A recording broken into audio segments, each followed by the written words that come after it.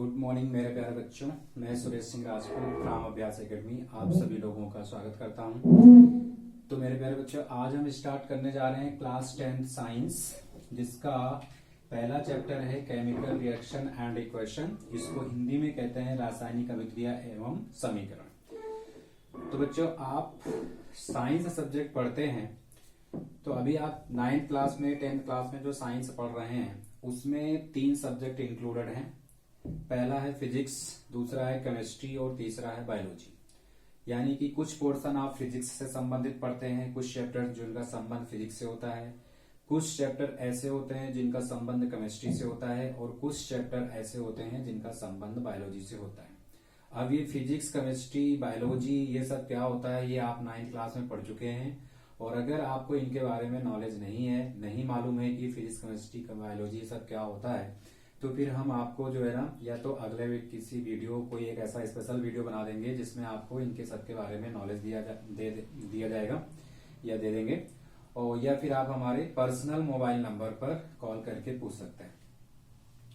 तो मेरे प्यारे बच्चों की जो चैप्टर है केमिकल रिएक्शन एंड इक्वेशन, जिसको हम हिंदी में बोल रहे हैं रासायनिक अभिक्रिया एवं समीकरण, तो ये केमिस्ट्री से बिलोंग करता है, यानी कि रासायनिक विज्ञान से ये संबंधित है। तो पिछली कक्षाओं में भी 9th क्लास में भी आप लोगों ने कुछ चैप्टर ऐसे पढ़े होंगे जिनका संबंध केमिस्ट्री से था। जैसे कि पहला चैप्टर था आपका एटम्स एंड मॉलिक्यूल्स, या एटम का स्ट्रक्चर्स यानी कि परमाणु और अणु, या फिर परमाणु की संरचना। तो अगर बेटा आप 9th क्लास का यानी कि पिछली क्लास का जो बेसिक है वो आपके माइंड में है, तब तो आपको ये चैप्टर बहुत अच्छी तरीके से समझ में आ जाएगा, अन्यथा नहीं आएगा। इसलिए आपके पास पुराना नॉलेज होना बहुत जरूरी है, यानी कि पिछली कक्षा का ज्ञान होना बहुत जरूरी है। तो जो हम पहले क्या कर रहे हैं, पिछली कक्षा से कुछ पॉइंट ऐसे ले रहे हैं जिनका जानना आपके पास बहुत जरूरी होता है या जिनका नॉलेज होना एकदम जरूरी होता है। तो वो आपको मैं यहाँ रिवाइज करवा रहा हूँ या बता रहा हूँ, शॉर्टकट में बता रहा हूँ, ज्यादा एक्सप्लेन नहीं करेंगे हम। जैसे पहला है एटम। एटम को हिंदी में कहते हैं परमाणु। इसके बारे में बेटा आप लोगों ने पढ़ा होगा कि कई साइंटिफिक वैज्ञानिकों का जो मत है वो सभी वैज्ञानिकों का अलग अलग है। जब से सबसे पहले एक महापुरुष थे जिनका नाम था महर्षि कणाद। महर्षि कणाद ने सबसे पहले एटम के बारे में बताया था। एटम यानी कि ये एटम 2 वर्ड से मिलकर के बना हुआ, ए यानी कि कैन नॉट और टम यानी कि कट। यानी कि एटम किसी भी सब्सटेंस यानी किसी भी पदार्थ का वो हिस्सा है जिसको हम और ज्यादा नहीं काट सकते या कट कर सकते, यानी कि और ज्यादा हम उसे नहीं तोड़ सकते हैं। जैसे कि आप किसी पदार्थ को ले लीजिए, आप उसको तोड़ते जाइए, मतलब उसके 2 हिस्से कर दीजिए, फिर उसके एक हिस्से को लीजिए, फिर 2 हिस्से कर दीजिए, फिर एक हिस्सा लेकर के फिर दूसरा पार्ट कर दीजिए। या आप नहीं समझते तो पदार्थ से आप नहीं समझ रहे तो आप एक चौक ले लीजिए। चौक की स्टिक देखी होगी आप लोगों ने। चौक को लीजिए, उसके 2 टुकड़े हो जाएंगे, फिर उसके एक टुकड़ा फेंक दीजिए, एक रख लीजिए अपने पास, उसके फिर से 2 कीजिए, फिर आप फिर उसका एक टुकड़ा फेंक दीजिए, फिर उसके जो एक टुकड़ा बच रहा है उसको लेकर के फिर उसके 2 टुकड़े कीजिए। तो इस तरीके से आप उसको तोड़ते जाएंगे तो एक समय ऐसा आएगा कि फिर आप उसे और ज्यादा तोड़ नहीं पाएंगे। तो वही महर्षि कणाद जी ने बताया था कि एटम किसी भी पदार्थ की वो इकाई है जिसको हम और ज्यादा नहीं तोड़ सकते हैं, यानी और ज्यादा कट नहीं कर सकते हैं। तो अगर आपसे कोई बोले कि एटम की परिभाषा क्या होती है, तो आप बता सकते हैं कि एटम्स, मैं यहां लिख देता हूं, atoms are the building, atoms are the building blocks of matter. यानी इस तरीके से हम परिभाषित कर सकते हैं इसको, या इसके बारे में बता सकते हैं कि एटम जो होते हैं, जैसे आप देखते हैं कोई भी बिल्डिंग का निर्माण जब किया जाता है तो उसमें ईंटें लगती हैं। कई ईंटों को आपस में रख दिया जाता है तो उससे एक दीवार बन जाती है, और जब हम कई दीवारों को आपस में मिला देते हैं तो उससे एक कमरे का निर्माण हो जाता है। और एक कमरे से जब एक कमरा बन के तैयार हो जाता है तो उसी तरीके से अगर हम कई कमरे बना दें तो फिर वो एक बिल्डिंग तैयार हो जाती है। तो उसी तरीके से बच्चों जो एटम्स होता है वो बिल्डिंग ब्लॉक की तरह होता है। किसके लिए? मैटर के लिए। यानी अगर आपका कोई मैटर है, जैसे आप ये देखते हैं कि बिल्डिंग में बहुत से छोटे छोटे ईंटें लगी हुई हैं, उसी तरीके से मैटर किससे बनता है? एटम से मिलता है। अब यहाँ पर आप 9th क्लास में यानी पिछली कक्षा में आप लोगों ने पढ़ा होगा कि there are 3 fundamental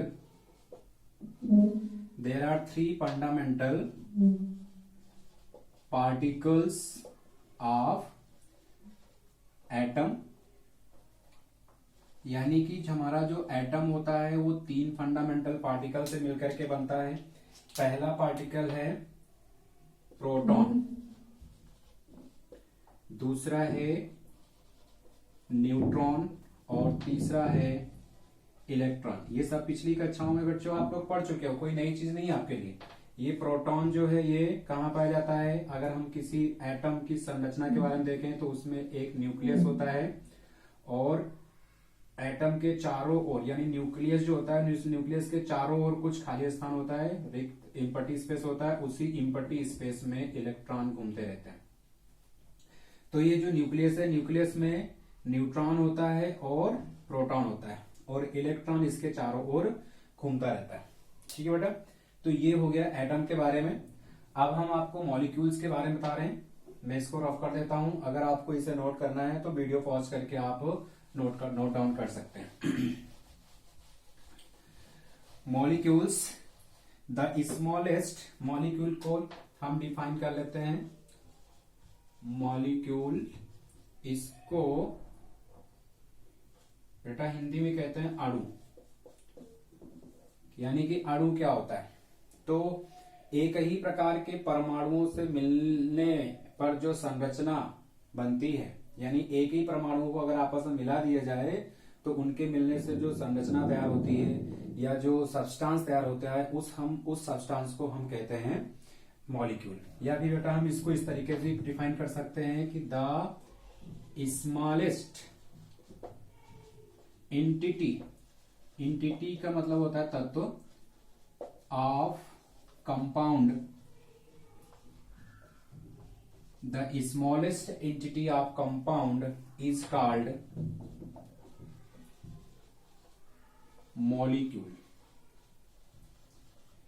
the smallest entity of compound is called molecule.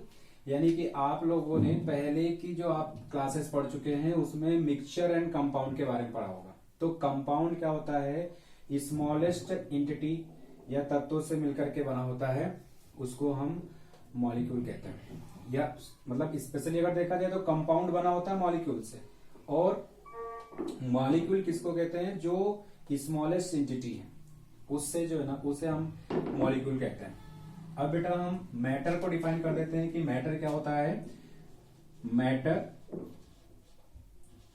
Matter को हम कहते हैं पदार्थ। हिंदी में क्या कहते हैं? पदार्थ। तो अगर हम पहले इसके पार्ट देखें यानी कि इसके हिस्से देखें तो मैटर के जो है ना 2 पार्ट होते हैं। पहला पार्ट होता है प्योर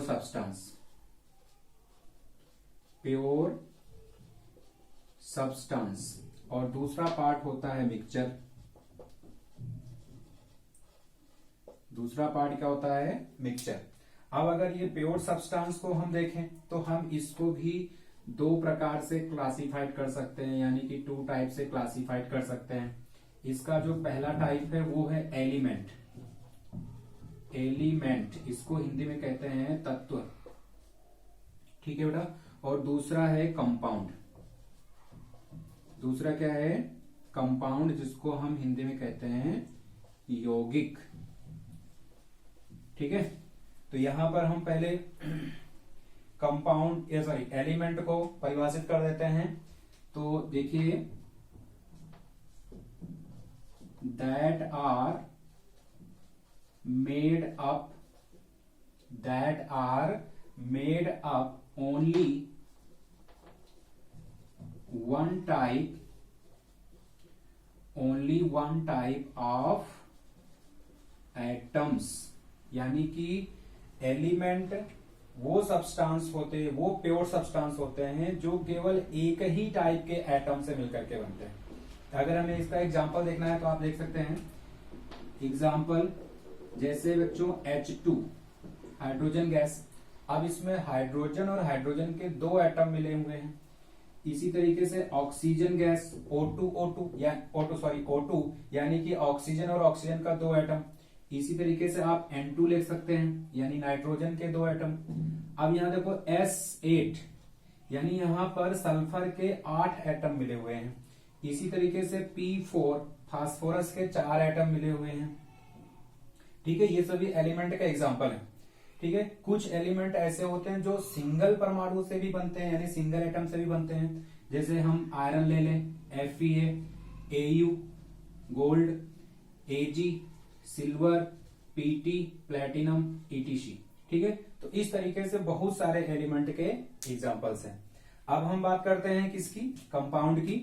कंपाउंड की बात कर लेते हैं तो ये इसी तरीके से हैं। तो यहां पर हम इन्हें लिखेंगे कि that are made up more than one type of atoms. यानी कि बच्चों ये क्या होते हैं, मोर देन, देखो यहां हमने लिखा है that are made up of more than one type atoms, यानी इनमें एटम तो होते हैं लेकिन मोर देन वन टाइप होते हैं, यानी एक से ज्यादा प्रकार के। जैसे यहां देखो, यहां पर H2 है यानी कि केवल हाइड्रोजन एटम है। पहला जो एटम है वो भी हाइड्रोजन का है और दूसरा जो एटम है वो भी हाइड्रोजन का है। यह भी यहां पर आप देखिए P4 है यानी कि फास्फोरस के कितने एटम है, 4 एटम है, लेकिन सभी चारों एटम किसके हैं, फास्फोरस के हैं। यह भी यहां देखिए सल्फर के भी 4 एटम है, 8 एटम है, लेकिन यहां पर 8 एटम किसके हैं, सल्फर के हैं।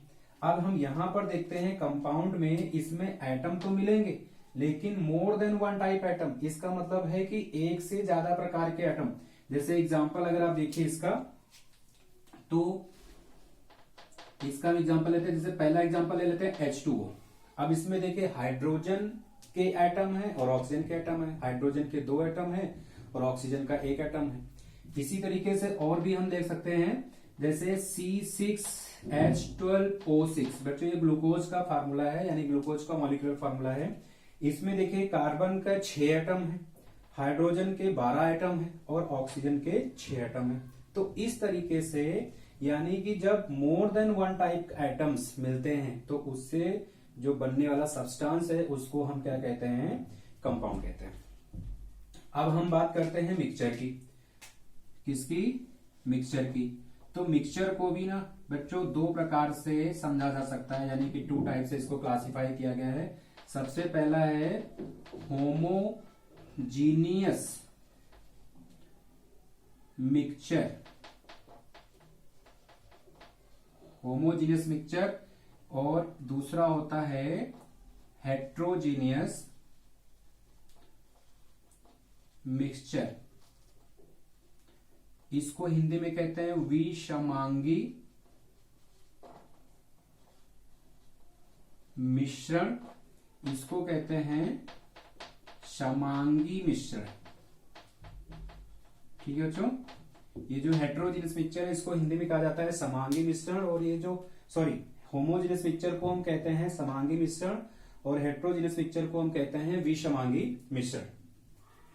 अब इसको नोट करना है, नोट कर लीजिएगा। अब हम आगे इसे रफ कर रहे हैं और एक्सप्लेन कर रहे हैं आपको होमोजीनियस एंड हेट्रोजीनियस मिक्सचर के बारे में, कि होमोजीनियस और हेट्रोजीनियस मिक्सचर क्या होते हैं। तो हेडिंग लगाइए होमोजीनियस मिक्सचर। होमोजीनियस मिक्सचर यानी कि इसको हिंदी में क्या बोलेंगे, समांगी मिश्रण। अब ये क्या होते हैं, तो देखिए बेटा हम इन्हें इसको ना डिफाइन कर देते हैं। A mixture in which A mixture in which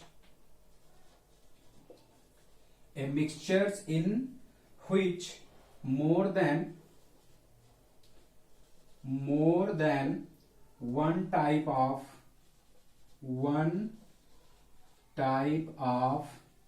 substances are mixed. A mixture in which more than one type of substances are mixed and these substances cannot be separated by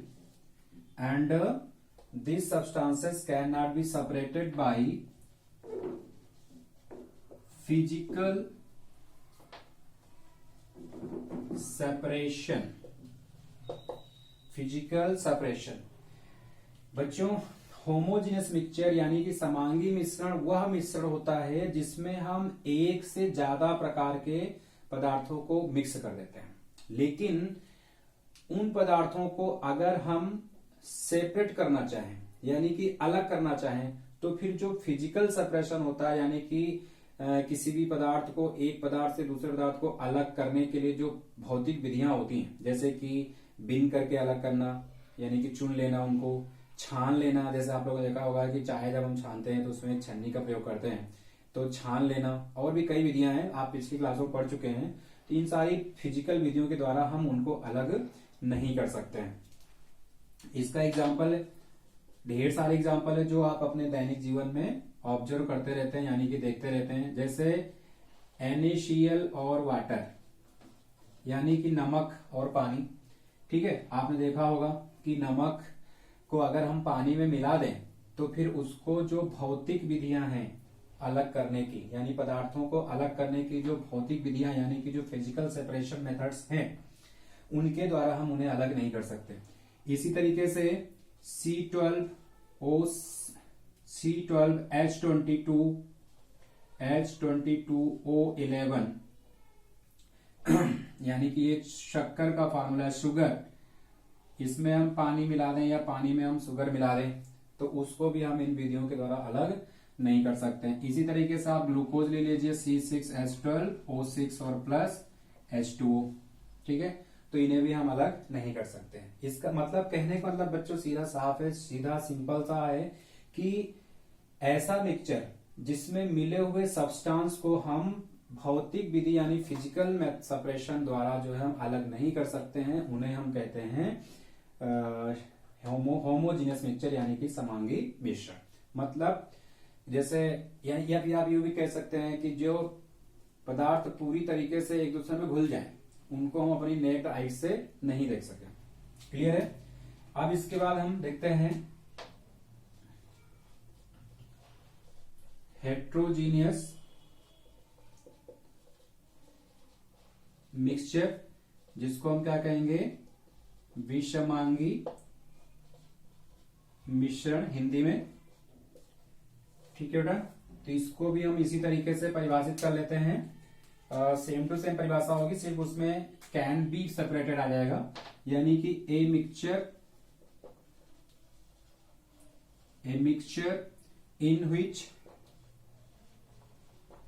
in which more than one type of substances are mixed but these substances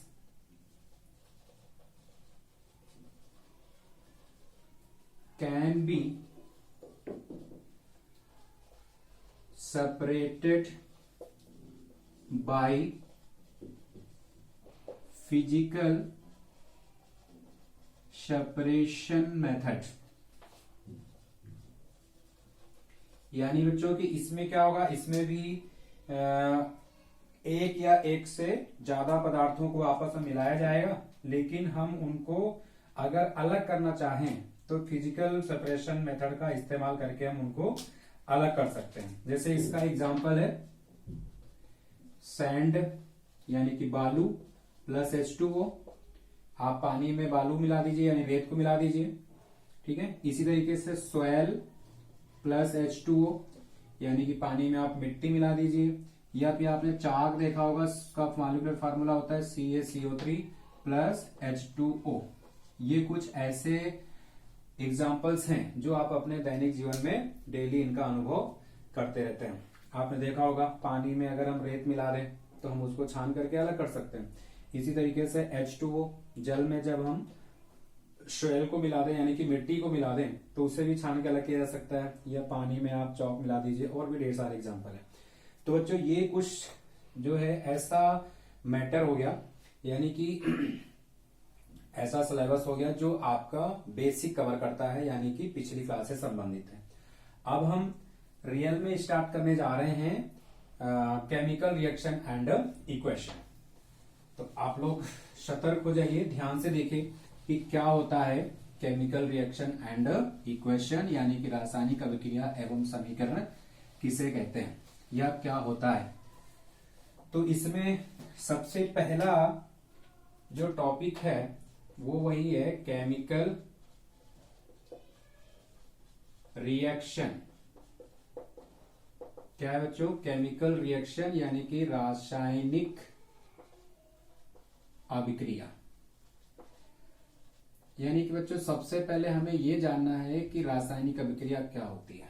तो देखिए आप लोग ने अपने चारों तरफ या आपका जो पर्यावरण है, इन्वायरमेंट है, उसमें आप लोगों ने ढेर सारे परिवर्तन देखते होंगे। परिवर्तन का मतलब बदलाव। उन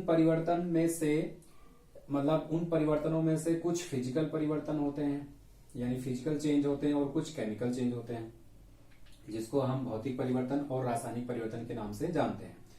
ये सारे चेंजेस के बारे में आप लोग पहले पढ़ चुके हो, लेकिन हमें यहाँ पर केवल फिजिकल और केमिकल परिवर्तन के बारे में यानी कि हमें यहाँ पर फिजिकल चेंज और केमिकल चेंज को ज्यादा फोकस करना है, यानी उनके बारे में ज्यादा समझना है। यानी कि भौतिक परिवर्तन और रासायनिक परिवर्तन। बेटा आप लोगों ने देखा होगा कि बहुत से ऐसे पदार्थ होते हैं जो समय समय अनुसार पर बदलते रहते हैं, एक अवस्था से दूसरी अवस्था में जाते रहते हैं। जैसे पानी, सबसे बढ़िया एग्जांपल पानी है। पानी को आप लोगों ने देखा होगा कि जब अगर हम कुछ तापमान को कम कर दें यानी टेम्परेचर को डाउन कर दें तो वो जम जाता है यानी बर्फ में बदल जाता है, आइस बन जाता है। और अगर हम टेम्परेचर को बढ़ा दें यानी कि जब